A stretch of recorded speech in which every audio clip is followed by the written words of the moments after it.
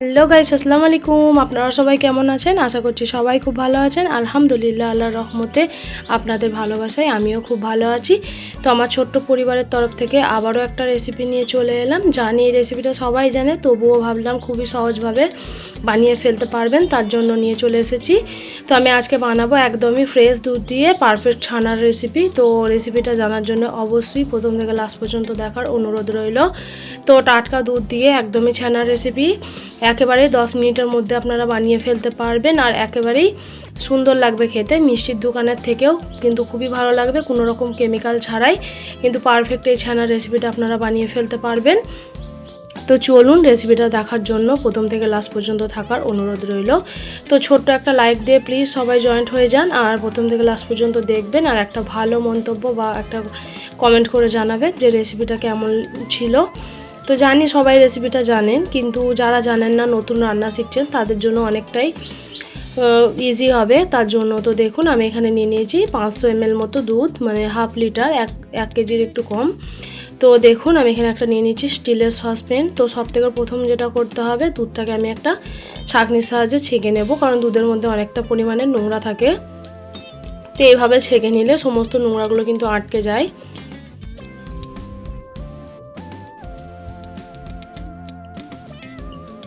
তো দেখুন, দুধটাকে ছেঁকে নিয়েছি আমি। তো এখানে আমি ইন্ডাকশানের মধ্যে দুধটাকে বসিয়ে দিয়েছি। তো আমি এখন দিয়ে দেব একদমই হাই ফ্লেমে। তো হাই ফ্লেমে দিয়ে দুধটাকে আমি এখন জাল করতে থাকবো যতক্ষণ না ফুটে সুন্দর একটা দুধটা রেডি হয়ে যায়।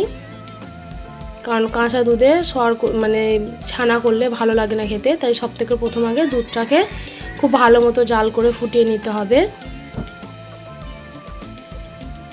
যাতে কাঁচা দুধের গন্ধটা আর না থাকে।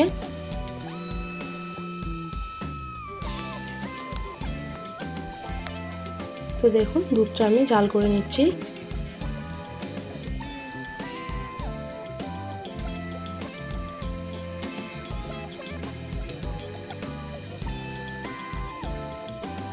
তো খুব ভালো মতো জাল করে নিচ্ছি আমি।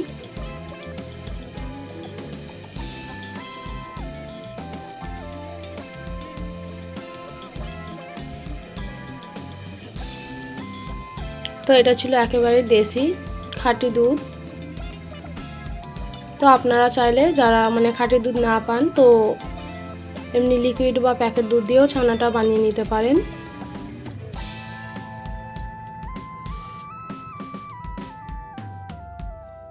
তো দেখুন, আমি দুধটাকে জাল করে নিচ্ছি। প্রায় 4 থেকে 5 মিনিট মতো আমি জাল করে নেব দুধটা। তো দুধে হালকা বলক এসে গেছে, দেখে নিশ্চয়ই বুঝতে পারছেন।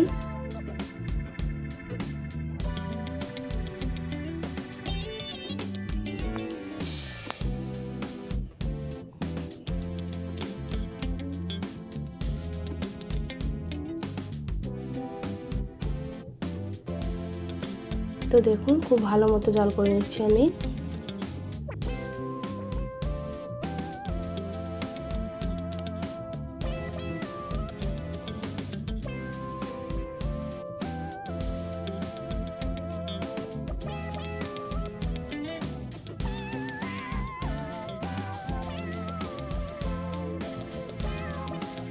তো দুধটা দেখুন খুব ভালো মতো আমি জাল করে নিয়েছি।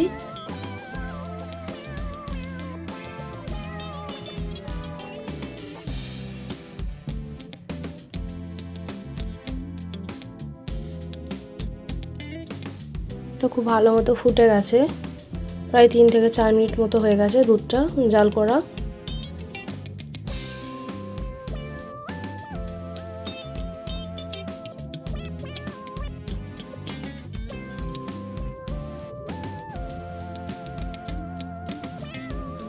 তো দেখেই বুঝতে পারছেন দুধটা একদমই পারফেক্টভাবে জাল করা হয়ে গেছে।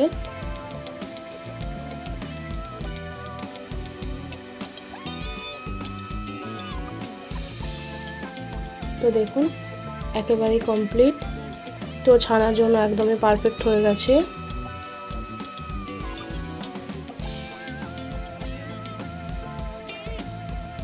তো তো আমার চ্যানেলে যদি কোনো নতুন বন্ধু এসে থাকেন তো অবশ্যই চ্যানেলটিকে সাবস্ক্রাইব করে পাশে থাকবেন, আমি অবশ্যই তাদের ব্যাগ দিয়ে দেব। আর পুরনো বন্ধু হয়ে থাকলে অবশ্যই কমেন্ট করবেন। অনেক আপুরা আছেন যারা আমার ভিডিওগুলো অনেক ভালোবাসা দেন, আমিও যাই তাদের পরিবারে, তো অবশ্যই পাশে থাকবেন। যেমন আছেন আমিও আছি সবার পাশে।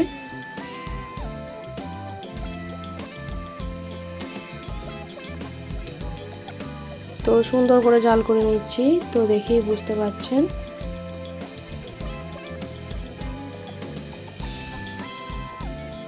তো দেখুন এখানে আমার দুধটা একদমই রেডি হয়ে গেছে। তো আমি এখান থেকে নিয়ে চলে এসেছি একদমই গাছের ফ্রেশ লেবু। তো কালারটা দেখুন মাশাআল্লাহ কতটা সুন্দর, একেবারে গাছ পাকা লেবু।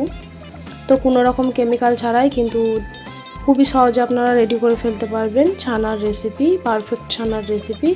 তো দেখুন আমি এই লেবুটাকে ধুয়ে একদমই পরিষ্কার করে নিয়েছি। তো এখন এক সাইড থেকে লেবুটাকে আমি কেটে নিচ্ছি। দেখুন প্রচণ্ড পরিমাণে রস এই লেবুগুলোতে, দেখেই বুঝতে পারছেন।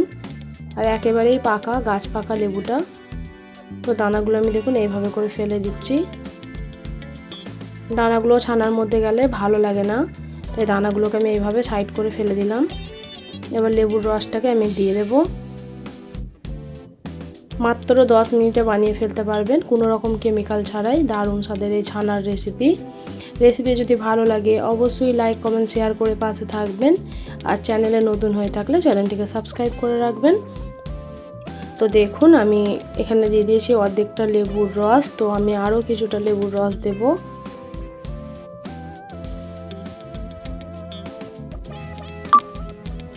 তো দেখুন আরও কিছুটা খালি করে আমি কেটে নিয়েছি। তো এই লেবুর রসটাও আমি এখন দিয়ে দিচ্ছি।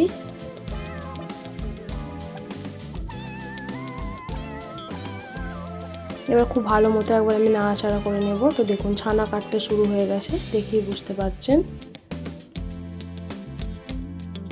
যারা ছানা খেতে পছন্দ করেন না তারা কিন্তু এইভাবে ছানা একবার বানিয়ে দেখতে পারেন, তারা অবশ্যই পছন্দ করবে আর বারবার চেয়ে খেতে ইচ্ছা করবে। তো দেখুন আমি খুব ভালো মতো নাড়াচাড়া করে নিয়েছি। তো এবার আমি চামচের সাহায্যে নাড়াচাড়া করে চামচটাকে উঠিয়ে নেব। তো দেখুন খুব ভালো মতো নাড়াচাড়ার পর আমি এবার চামচটাকে উঠিয়ে নিচ্ছি, নিয়ে ঢাকনা বন্ধ করে রেখে দেব 2 মিনিট মতো। এতে ছানাটা একেবারে পারফেক্টভাবে রেডি হবে। তো চলুন ফিরে আসছি আমি 2 মিনিট পর। তো ছানাটা দেখুন পারফেক্টভাবে রেডি হয়ে গেছে।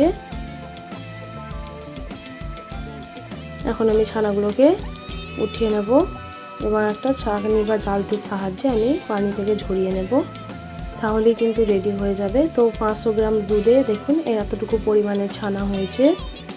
তো যারা দুধ খেতে পছন্দ করেন না তারা কিন্তু এইভাবে ছানাও খেতে পারেন। তো আমি এখানে একটা নিয়ে নিয়েছি ছাঁকনি। তো ছাঁকনির সাহায্যে আমি এখন এবার ছানাগুলোকে পানিটা ঝরিয়ে নেব। তো কত সুন্দরভাবে ছানা রেডি হয়ে গেল, দেখেই বুঝতে পারছেন। খুবই ইজিভাবে বানানো যায় কোনো রকম কেমিক্যাল ছাড়াই। তো দেখুন পুরো ছানাটাকে আমি এইভাবে পানি থেকে আলাদা করে নেব। তো আপনারা চাইলে এখানে ছাঁকনির সাহায্যে না হলে কাপড়ের সাহায্যেও আপনারা সুতির কাপড় দিয়েও কিন্তু চেপে চেপে পানিটাকে বার করে নিতে পারেন। তো 500 গ্রাম দুধে আমার এতটুকু পরিমাণে ছানা হয়েছে। যদি আপনারা এর থেকেও বেশি বানাতে চান তাহলে দুধের পরিমাণটা একটু বাড়িয়ে নিতে পারেন। তো আমি আমার বাচ্চার জন্য বানিয়েছি, তার জন্য আমার এতটুকুই হয়ে যাবে। তো দেখুন একটা প্লেটের মধ্যে আমি এবার উঠিয়ে নেব। তো পারফেক্টভাবে পানিটা কিন্তু ঝরে গেছে আর খুবই সুন্দরভাবে রেডি হয়ে গেছে আমাদের কোনো রকম কেমিক্যাল ছাড়াই ছানার রেসিপি। তো দেখুন ছানা তো শুধু খেতে ভালো লাগে না, যেহেতু বাচ্চা খাবে তার জন্য আমি এখানে দেখুন কি ব্যবহার করব যাতে স্বাদটা আরও বেড়ে যায় আর নিমেষেই যাতে খেয়ে ফেলতে পারে। তো আপনার বাচ্চারাও কি এইভাবেই করে? তো অবশ্যই এই টেকনিকটা ফলো করবেন। তো দেখুন আমি কি দিচ্ছি দেখে নিন। প্রথমে দিয়ে দেবো 1 চিমটি মতো বিট লবণ। এটা ছানাটা খেতে খুবই মজার লাগে আর গরম গরম ছানাতে এই বিট নুনের ফ্লেভারটা দারুণ লাগে। এখনও ধোঁয়া উঠছে, দেখে নিশ্চয়ই বুঝতে পারছেন আপনারাও। তারপর দিয়ে দিয়েছি এখানে 1 চামচের মতো চিনি। তো একদমই রেডি হয়ে গেল আমাদের এই ছানার রেসিপিটা। রেসিপি ভালো লাগলে অবশ্যই লাইক কমেন্ট শেয়ার করবেন আর চ্যানেলে নতুন হয়ে থাকলে চ্যানেলটিকে সাবস্ক্রাইব করবেন। ভালো থাকবেন, আল্লাহ হাফেজ।